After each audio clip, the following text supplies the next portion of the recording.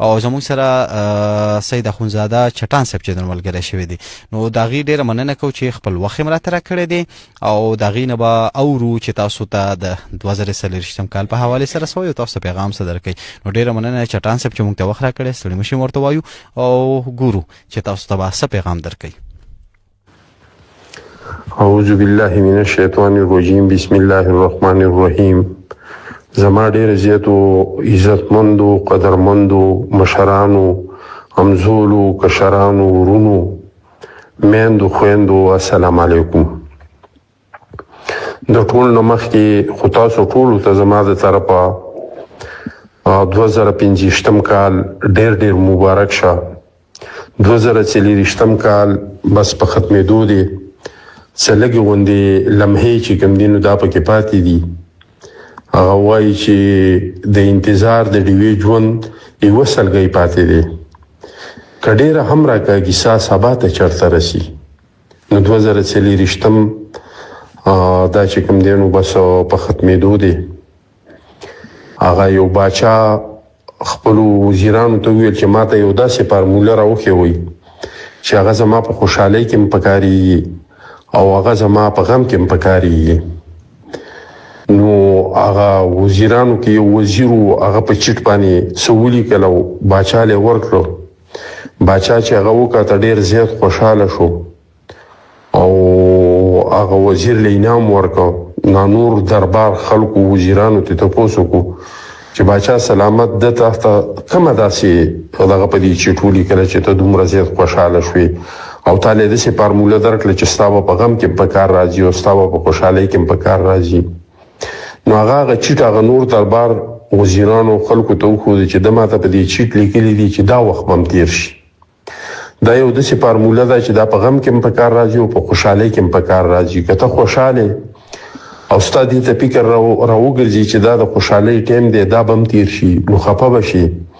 او که کله په تا باندې سخته وي، تکلیف وي، غم وي، مصیبت وي او تاله دا سوچ درشي چې دا وخت به هم تېر شي، نو هم ته به خوشحاله شي چې زه خو دا ټایم به هم یو ځل تېر شي. نو زما وروڼو دا 2024 چې کوم تېر شو، دا چې د نورې دنیا دپاره، د نورو قومونو دپاره، د نورو ولسونو دپاره هر څنګه و، خو زمونږ د پښتنو دپاره نه عموما او د باجوړ دپاره نه خصوصا ډېر یو خونړی کار و، ډېر یو خونریزه کال و.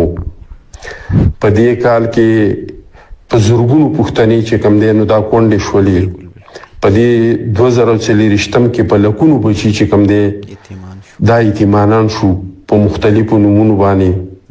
که څوک د فوجي په نوم مړ دی، که څوک د پولیس په نوم مړ دی، که څوک د ملک په نوم مړ دی، که څوک د سیاسي په نوم مړ دی، که څوک د صحافي په نوم مړ دی، که څوک د عالم په نوم مړ دی، که څوک د طالب په نوم مړ دی، که څوک د داعش په نوم مړ دی، که څوک د خوارج په نوم مړ دی.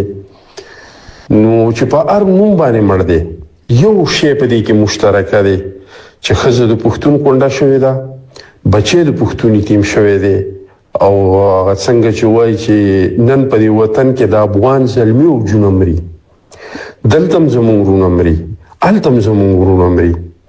او په دې ټوله خونریزۍ کې د ټولو نه غټ د افسوس خبره همدغه ده چې دا کار بل چا نه دی کړی. په دې پسې امریکانۍ نه دی راغلی، په دې پسې چینی نه دی راغلی، په دې پسې روسیې نه دی راغلی، په دې پسې پنجابی نه دی راغلی.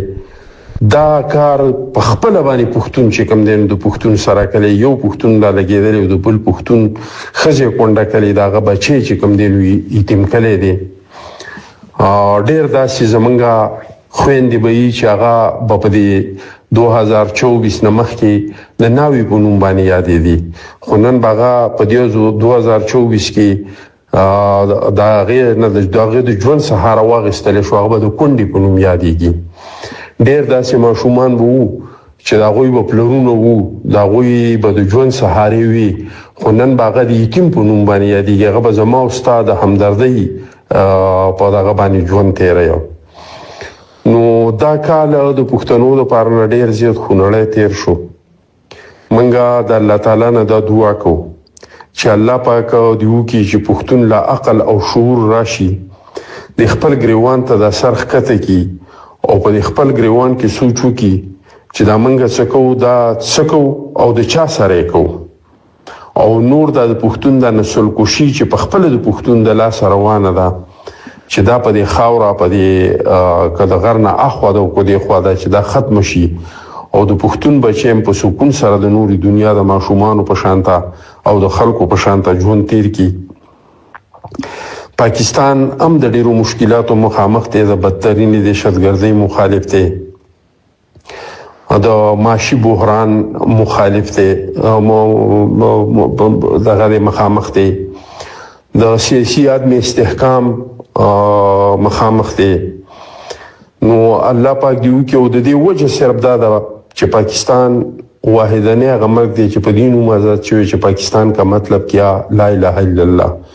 په دنیا کې ډیر ملکونو په وجود کې راغلي دي، څوک د نسل په بنیاد باندې راغلي، څوک د رنګ په بنیاد باندې راغلي دي، خو واحدنه ملک داسې دی چې دا په دین جوړ شوی دی. دوه ملکونه چې یو اسرائیل او یو پاکستان چې دا د مذهب په بنیاد باندې په وجود کې راغلي دي. په ټول اسلامي دنیا کې پاکستان واحدنه هغه ملک دی چې دا یو اټومي طاقت دی. په ټول دنیا کې په اسلامي دنیا کې پاکستان واحدنه ملک دی چې د خلات خپل سټلایټ چې کوم دی نو لګل دی. هغه خلک کم خلک چې د پاکستان نه لیبیا جوړول غواړي، کم خلک چې د پاکستان نه عراق جوړول غواړي، کم خلک چې د پاکستان نه شام جوړول غواړي، کم چې د لبنان جوړول غواړي، کم چې د غزا جوړول غواړي، هغه خلک د پاکستان د اټومي طاقت خلاف لګیدي او کوشش کوي ځکه چې د اټومي طاقتونو سره برای راست څوک جګړه نشي کولای. نو دا غوي کوشش ده چې پاکستان کې انتشار پیدا کړي او د پاکستان اقتصاد تباہ کړي چې په دې وجه سره پاکستان کمزور شي او یو اسلامي ملک چې کوم دی دا د اټومي اسلحې نه خلاص شي. نو موږ به د الله پاک نه دا سوالم کوو چې الله پاک دې د همیشه د پاره دا ملک کم چې د لا اله الا الله په نوم باندې په وجود کې راغلی دی دا د الله پاک د دنیا د نقشې نه ختمي او د دې چې کم مسائل دي نو دا د الله پاک غیبانه په خپل قدرتونو سره د الله په در کې د څه کمی نشته دی او دا د الله پاک ختم کی او دا وختونو په قومونو باندې راځي. ان شاء الله تعالی موږ امید لرو چې دا وخت چې کم دی دا کم سخت وخت چې نن په پښتنو باندې دی، زمونږ په خاوره دی، زمونږ په ولس دی او زمونږ په ملک باندې دی.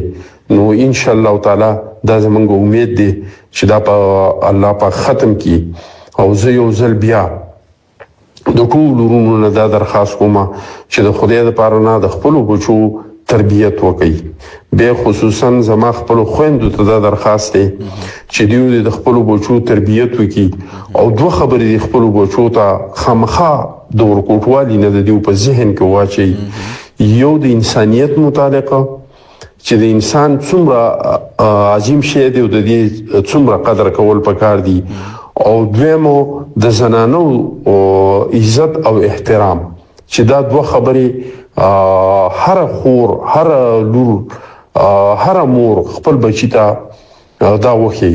ان شاء الله تعالی کومنګ د خپل راتلونکو نسلونو تربیت وکړو په صحیح طریقې سره دا زمونږ یقین دی ان شاء الله تعالی چې دا وخت هم تیر شي.